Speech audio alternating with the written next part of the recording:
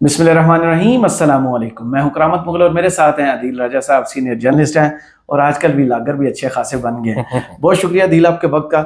एक तो बुशरा बीबी और गंडापुर, पूरी हुकूमत इस कोशिश में लगी हुई थी किसी तरह हम साबित कर दें इनमें से एक ठीक है और एक गलत है। अलीमा खान साहबा की फिलहाल पहली मुलाकात तो हो गई है और आके उन्होंने सबसे पहले विंडिकेट किया बुशरा बीबी को। जो कह रहे थे अलीमा खान और बुशरा बीबी की लड़ाई हुई है वो भी खत्म हो गया। लेकिन दूसरी जानब गंडापुर साहब से जुड़ी एक खबर आ गई कि उन्होंने भी किसी मीटिंग में बुशरा बीबी के खिलाफ कुछ बोला है। तो ये हो क्या रहा है? कौन सा बंदा है जो सही इस वक्त पीटीआई की जो मैसेजिंग है इमरान खान की वो आगे कर रहा है, और दूसरा कौन है जो इस वक्त कंप्रोमाइज्ड है, या दोनों सही है? अच्छा, इसमें करामत जो इंटरेस्टिंग चीज़ है वो ये है कि गंडापुर साहब जो है वो एक बड़ी मुश्किल पोजीशन में है। एक तो वो चीफ मिनिस्टर है, सूबा भी चलाता है। ठीक है, उन्होंने मुख्तलिफ लोगों के साथ बना के रखनी है, इसलिए आप उनको कभी मोहसिन नकवी के साथ बैठा देखते हैं, कभी किसी के साथ वो मीटिंग करते हैं, कभी खुफिया मीटिंग्स करते हैं, कभी वो अनअनाउंस इस्लामाबाद पहुंच जाते हैं, कुछ मीटिंग्स करते हैं, वापस चले जाते हैं, कभी वो धरने में आके गायब हो जाते हैं। तो उनकी एक ऑफिशियल पोजीशन है, एक मुश्किल पोजीशन है। दूसरी तरफ वो इमरान खान के लॉयलिस्ट भी हैं। लेकिन कल एक कोर कमेटी का इजलास हुआ है, मैं आपको थोड़ी खबर बता देता हूँ। उसमें गंडापुर साहब काफ़ी गरजे बरसे हैं, और वो गरजे बरसे हैं दो खवातीन के ऊपर। अच्छा। और उन्होंने बहुत ज़्यादा नाजेबा अल्फाज इस्तेमाल किए हैं। उनमें से एक खातून का नाम है बुशरा बीबी, जो कि अहलिया इमरान खान की। दूसरी खातून का नाम है अलीमा खान, जो कि बहन है इमरान खान की। इन दो के लिए उन्होंने तहरीक इंसाफ के एक जराये का कहना है कि उन्होंने नंगी गालियां निकाली। तो इस टाइम पे तहरीक इंसाफ की अंदरूनी लड़ाई जो है वो बहुत पीक पर पहुंची हुई है। ये सारे गिद्ध बने हुए एक बार फिर बाहर बैठे इक़्तिदार के लिए लड़ रहे हैं, बजाय इसके कि यकजुबान होकर ये तहरीक इंसाफ के बानी चेयरमैन जो है इमरान खान की रिहाई के लिए आवाज़ उठाए। तो ये इस टाइम पे अपने ही फड्डों में पड़े हुए हैं, और ये गवर्नमेंट की मुक़्तदर हल्कों की एक बेहतर स्ट्रेटजी समझी जा सकती है कि पहले जो तहरीक इंसाफ को इतना नुकसान नहीं पहुंचा, इस तरीके से ज़रा ज़्यादा नुकसान पहुंचाया जा सके। जब वो आपस में ही लड़ते रहेंगे तो कौन इमरान खान की तरफ देखेगा, कौन अवाम की तरफ देखेगा, क्या करेगा। तो सिचुएशन इस टाइम कुछ ऐसी है। इतना बड़ा रिस्क ले सकते हैं गंडापुर साहब के बहन और अहलिया के खिलाफ खड़े हो जाए? इंसाफ की कोर कमेटी काफ़ी बड़ी है, उसका इजलास ऑनलाइन होता है, ढेर सारे लोग उसमें शरीक होते हैं, और 80 लोग होते हैं। मीटिंग की खास बात यह है कि वो हर मीटिंग लीक हो जाती है। वो कुरान पे हलफ लेते हैं, वो फिर भी वो मीटिंग लीक हो जाती है। तो मैं बड़ा कंफर्म हूं मैं कि उन्होंने गंदी गालियां निकाली।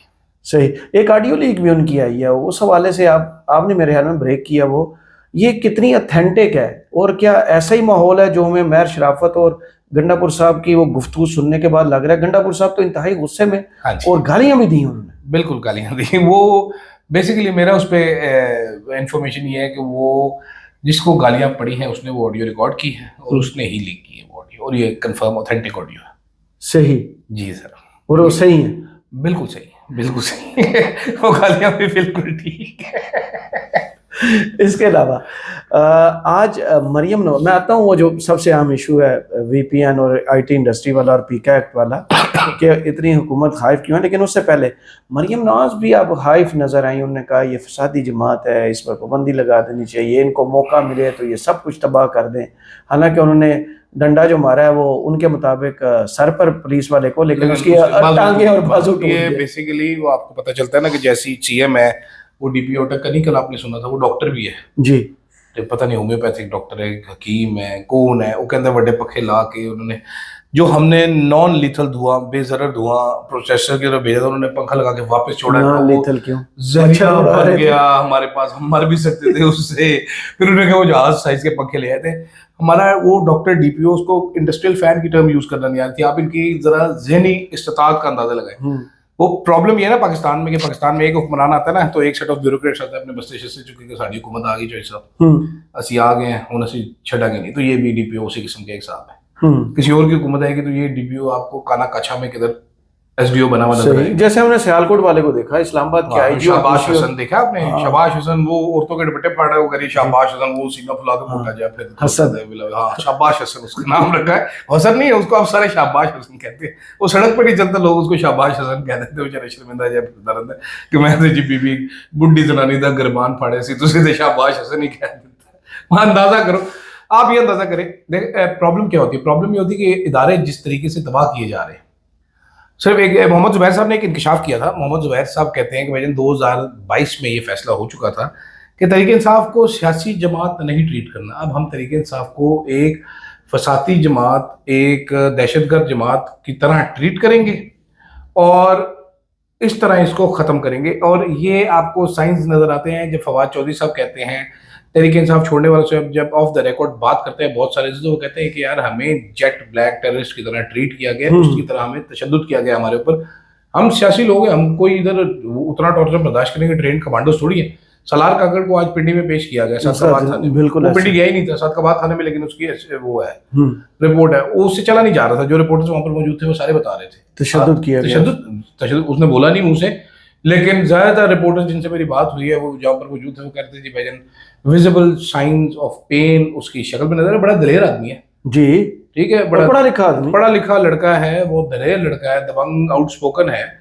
तो वो उसको भी चढ़ने चुड़ने मारी हुई है, पता नहीं क्या क्या किया हुआ, हालात खराब किए हुए उसके। तो इस टाइम पे पीटीआई को as a terrorist party treat किया जा रहा है। टिकटॉकर सीएम साहिबा जो है वो कहती है किसी तरीके से रंदा फेर दिया जाए तहरीक इंसाफ के ऊपर, इनका तो बस नहीं चलता, वो बड़ा बुलडोजर ला के चला दे इनके ऊपर, किसी तरीके से दफन हो जाए। वो तो मसला इस टाइम ये हुआ है ना कि 98% अवाम तो इनकी शक्ल देखना पसंद नहीं करती। सही, ठीक है, वो जिनके कंधों पे चढ़ के, जिनके पॉलिश करके जूते आए हैं, उनके जो सबसे चीफ तर्जुमान है वो कल कह रहे थे कि भाईजान जाएं, ये नून लीग की क्रेडिबिलिटी क्या आपने सुना ही होगा, उनका ये तो कोई अच्छा काम करे तो कोई मानने के लिए तैयार है।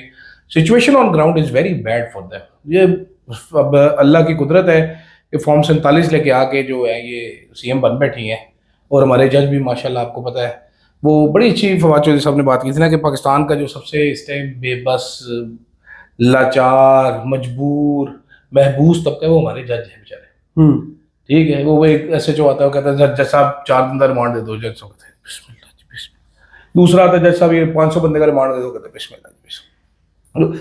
सबसे इस टाइम बेकार तबका हमारा, जो सबसे ज्यादा मरात याफ्ता तबका भी है। आप जर्नैलों के ब्यूरोक्रेट्स की बात करते हैं, जज भी कम पैसे नहीं बना रहे होते। सही, ठीक है, हमारे टैक्सों के पैसे मंड के पैसे खा रहे होते हैं, प्रोटोकॉल भी इनके अलग किस्म के होते हैं, वो अलग पता है छुपे हुए होते हैं ना, पब्लिक में नजर नहीं आते ज्यादा। ठीक है, वरना ये आसाइश की जिंदगी गुजार रहे होते, काम इनके देखें, एक केस अवामी मफाद का इनसे फैसला नहीं होता। सही, तो ये हालात इस टाइम चल रहे हैं मार्केट में। सही, इस टाइम हालात जो चल रहे हैं ना वो सोशल मीडिया के हवाले से बड़े खतरनाक है। साइबर क्राइम पर पहले इन्होंने पैरेलल एक बनाई, साइबर क्राइम एजेंसी FIA के पैरेलल बनाई, ये कुछ 4-5 माह पहले की बात है। वो लंगड़ी हो गई, वो लंगड़ी होगी, उसने कुछ नहीं किया। अब पीका एक्ट में तरमीम की गई हैं, सजाएं तजवीज़ कर दी गई हैं।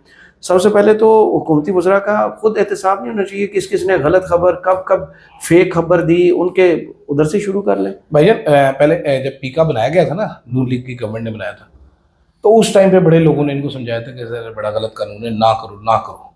फिर इनकी हुकूमत चली गई, फिर नून लीग वाले सारे पीका के अंदर पकड़े गए। सही, ठीक है, फिर ये चीखे मारते थे पीका। इमरान खान के दौर में समझाते रहे सर पीका खत्म करते हैं, बड़ा दूसरा कानून है, नहीं 2-4 बंदे उधर भी उन्होंने भी 5-6 तुम दी पीका।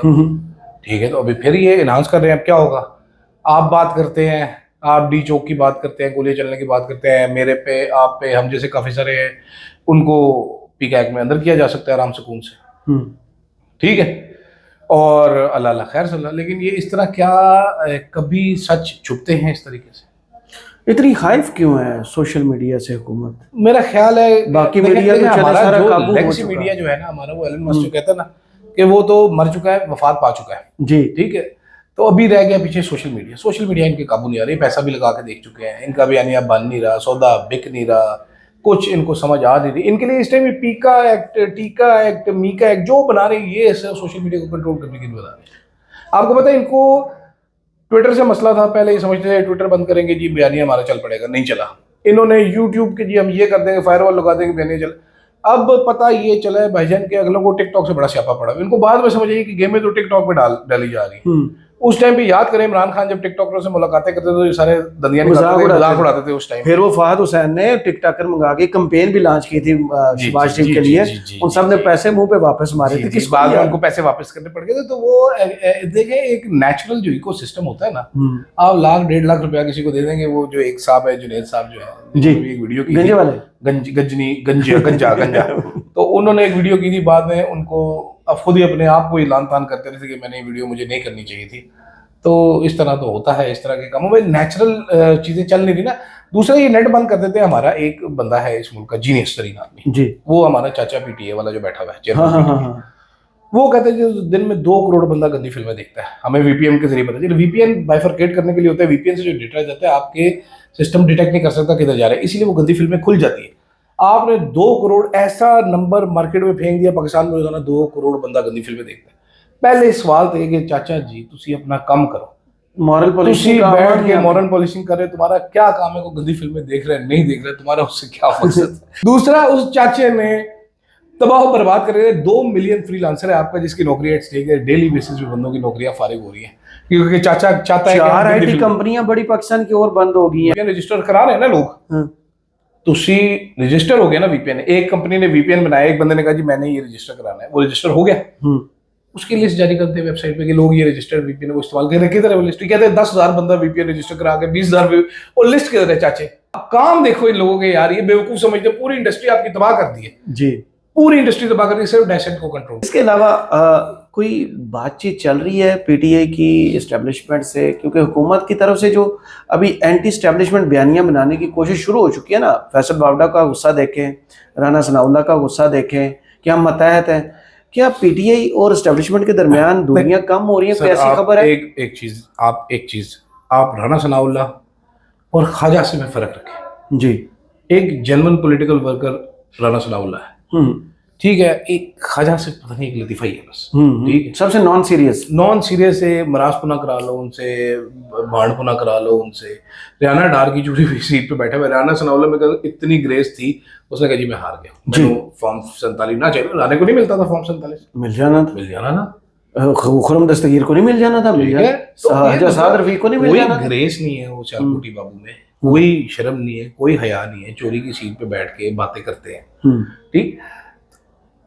राना सनाउल्लाह वो बयानियां रख रहे हैं भाईजान जो उनको आगे नुकसान नहीं देगा। वो हर चीज जो सामने रखते थे कि सर हम तो वाह आपको बताइए, हम बताते हैं ये देखिए ना मतीउल्लाह जान पे जाली केस बनाए, ये नहीं होना चाहिए, मेरा ख्याल है बैन नहीं लगना चाहिए। वो everything he is saying politically correct. वो सख्ती की बात भी करते हैं, वो मिडिल लाइन पे। ख्वाजा आसिफ को तो जो आता है वो कहते हैं उसका स्टेक ज्यादा है ना, उसके पास वजारत है ना, इनके पास वजारत नहीं है, सीट को नहीं बचानी, हार गया है, स्टेक कम है।